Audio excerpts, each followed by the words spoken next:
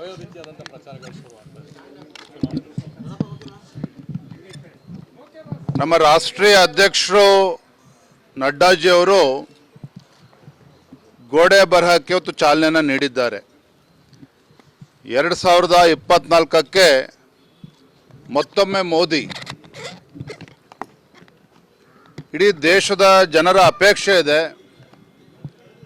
ಕೇಂದ್ರದಲ್ಲಿ ಮತ್ತೊಮ್ಮೆ ಭಾರತೀಯ ಜನತಾ ಪಾರ್ಟಿ ಅಧಿಕಾರಕ್ಕೆ ಬರಬೇಕು. ನರೇಂದ್ರ ಮೋದಿಜಿಯವರು 3ನೇ ಬಾರಿಗೆ ಪ್ರಧಾನಮಂತ್ರಿ ಆಗೋ ಮುಖೇನ 2047ನೇ ಇಸ್ವಿಗೇನು ಭಾರತ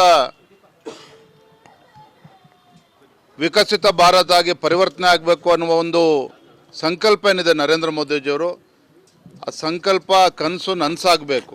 ಹಾಗಾಗಿ ನಮ್ಮ ರಾಷ್ಟ್ರೀಯ ಅಧ್ಯಕ್ಷರು ಗೋಡೆ ಬರಹ ಇವತ್ತು ಚಾಲನೆಯನ್ನು ನೀಡಿದ್ದಾರೆ. ರಾಜ್ಯದಲ್ಲೂ ಕೂಡ ಇವತ್ತು ಬೆಂಗಳೂರು ಮಹಾನಗರದಲ್ಲಿ ಇವತ್ತು ಗೋಡೆ ಬರಹ ಮುಖೇನ ಇವತ್ತು ಚಾಲನೆ ನೀಡಿದ್ದೇನೆ. ಪ್ರತಿ ಬೂತ್ನಲ್ಲೂ ಸಹ ಪ್ರತಿ ಬೂತ್ನಲ್ಲಿ 5 ಕಡೆಗೆ ಈ ಗೋಡೆ ಬರಹನ ಬರುವಂಥ 25ನೇ ತಾರೀಕುವರೆಗೂ ನಮ್ಮ ಕಾರ್ಯಕರ್ತರು ಚಾಲನೆಯನ್ನು ಕೊಡ್ತಾರೆ. ಇಡೀ ರಾಜ್ಯಾದ್ಯಂತ ಎಲ್ಲ ಬೂತ್ಗಳಲ್ಲೂ ಸಹ ಈ ಗೋಡೆ ಬರಹ ಇವತ್ತಿಂದ ಚಾಲನೆಯನ್ನು ಕೊಟ್ಟಿದ್ದೇನೆ. ಹಾಗಾಗಿ ಇದ್ರ ಮುಖೇನ ಇವತ್ತು ರಾಜ್ಯದ ಜನರಿಗೆ ಒಂದು ಜಾಗೃತಿಯನ್ನು ಮೂಡಿಸ್ತಕ್ಕಂಥದ್ದು.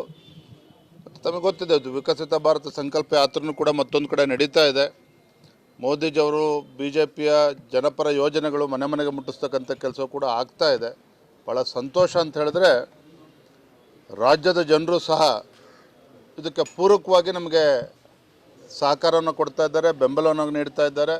ಭಾಳ ಉತ್ಸಾಹದಲ್ಲಿದ್ದಾರೆ ಇವತ್ತು ನರೇಂದ್ರ ಮೋದಿಜಿಯವರ ಬಗ್ಗೆ ಮತ್ತು ಭಾರತೀಯ ಜನತಾ ಪಾರ್ಟಿಯ